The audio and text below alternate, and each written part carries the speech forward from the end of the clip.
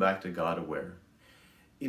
The God Aware YouTube channel that I created, many times I'm just sharing things that God has put on my heart, from the Bible, something that I feel like He really wants me to speak out and have that everyone know, okay, there's this truth that He's sharing with me, but don't just keep it for yourself, share it with everybody that's watching or listening. But really the point of the God Aware channel is that we become aware of God's presence all around us, that we become aware of Him in our daily life, and how He speaks to us throughout the day, and how we can go to Him for whatever reasons. And just some recent examples in my own life. I mean, when my wife and I were deciding on a name for our son, we had so many different ideas and names picked out, but we hadn't really settled on any one name. So in a moment of just praying to God, I was like, God, I know that, the name that you call your children is very important. Even in Hebrew, the name of someone reflects their character and their nature. So I was just asking God, I was like, God, what is the name you have decided? And I clearly heard a name. And so when I went to my wife and I said, this is the name, this is what I heard. And at first, she wasn't thrilled or excited about that name, but God gave her a complete peace that of all the other names that we had talked about, like, we know this is the one that God had spoken to me.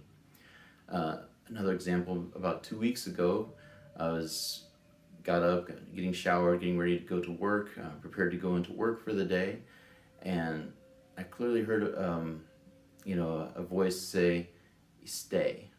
Now, it wasn't an audible voice, it's more like an internal thought, but you realize it didn't come from you, this is a thought that came from outside of my own mind, and I clearly heard the word "stay."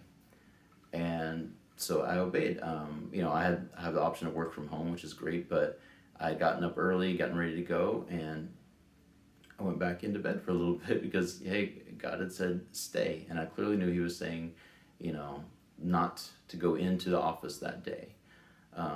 Will I ever know the exact reason? Maybe, maybe not. All I know is I know what God had spoken to me, and I obeyed. And even more recently, we've been looking to move into a different place, into a townhouse in the area. And the offer had been made. We had the papers that we were supposed to sign, but we had 48 hours to sign the agreement. And there were some things that I wasn't quite comfortable with, and so we were waiting on the real estate agent to get back to us, some feedback there. I was getting close to that 48-hour mark, and so, I just took it to God in prayer. I was like, God, what is this the place you want us to be in? If so, everything will work out, but I want to know. And I clearly heard Him say, like, don't delay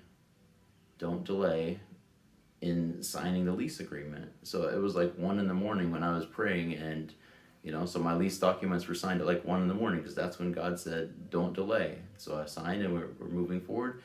And the next morning, the real estate agent got back to me and confirmed everything in writing, all my concerns, and took care of everything. So it was just a confirmation that what God had spoken in the early hours of the morning, He already had it taken care of. I just hadn't heard from the person yet.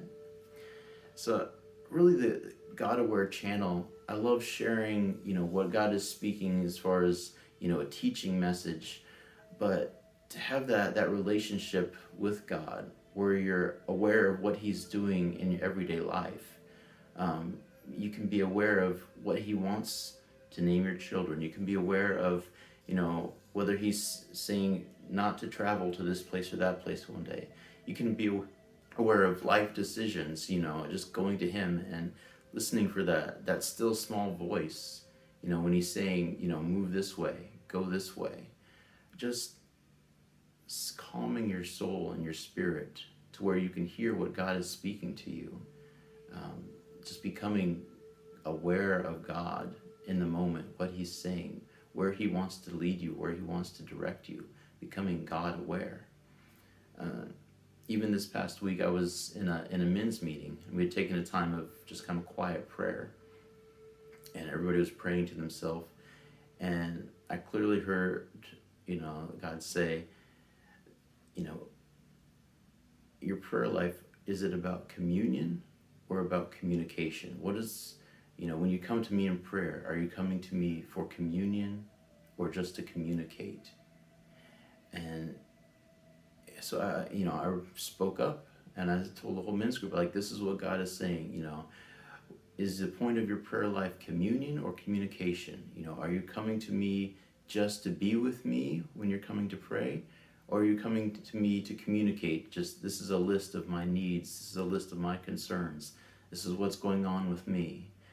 And I know that spoke to us. I got several comments afterwards that was really what the heart of God was saying at that time. That for that men's group on that night, he was asking us, are you coming to me just to talk to me and communicate and say what you have to say?